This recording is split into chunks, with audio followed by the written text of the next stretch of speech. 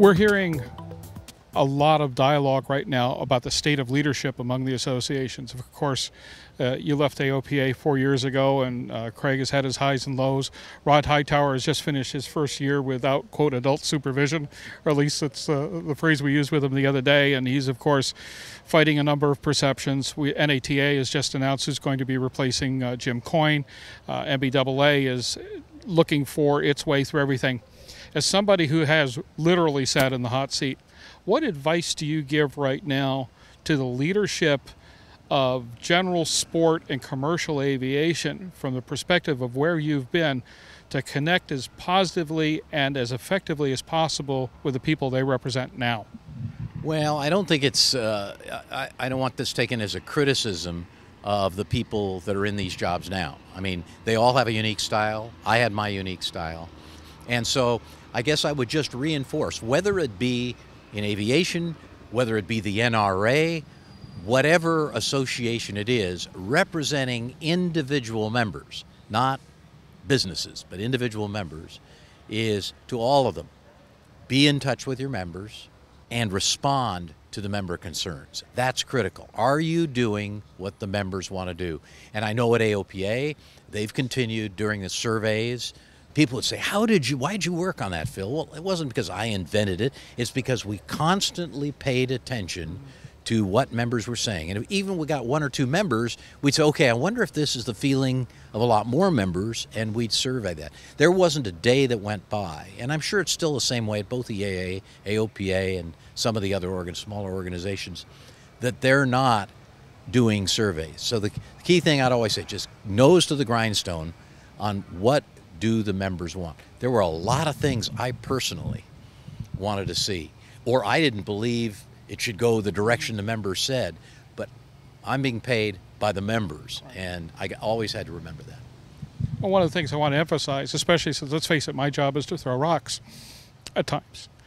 But one of the things that I've learned from working with you and a number of other people, and of course with Tom Poberesny, who held the position at EAA until last year, it's a tough gig, and it's not just the decisions you make, but researching the background for the decisions and all. So what I wanted to kind of get to was just, this is the understanding that this, no matter what you do, right, wrong, or indifferent, it's a really conflicting process. Absolutely, and what you've got to do, once again, I'm not in the internal bowels of AOPA or EAA. I'm just a member. I get both magazines. I'm a member of both. But it's paying attention to what those members are telling you. Shows like this are a golden opportunity to walk among people.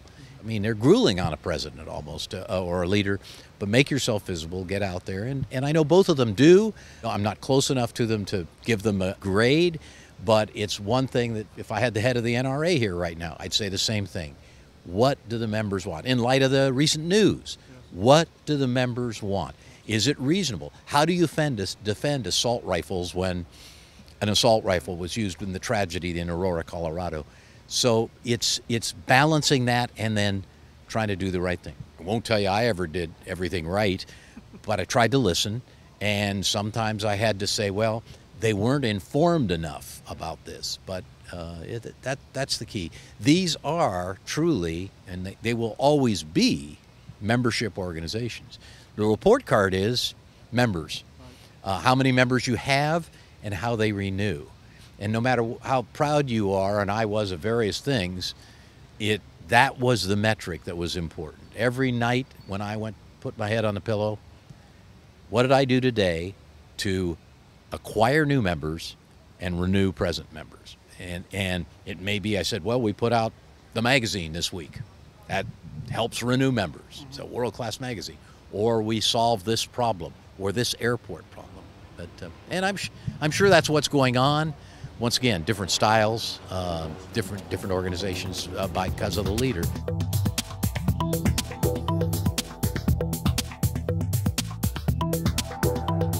Aero-TV is brought to you by the DFC-90 all-digital attitude-based autopilot delivers significant performance and safety improvements over previous generation systems.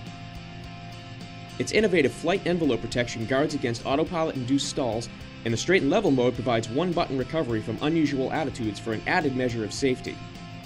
Immensely popular within the Cirrus community, the DFC-90 is now being made available for a growing list of aircraft including Piper Matrix and Mirage, Cessna 182s, and Beech Bonanzas and Barons. Fly with confidence. Fly with DFC-90.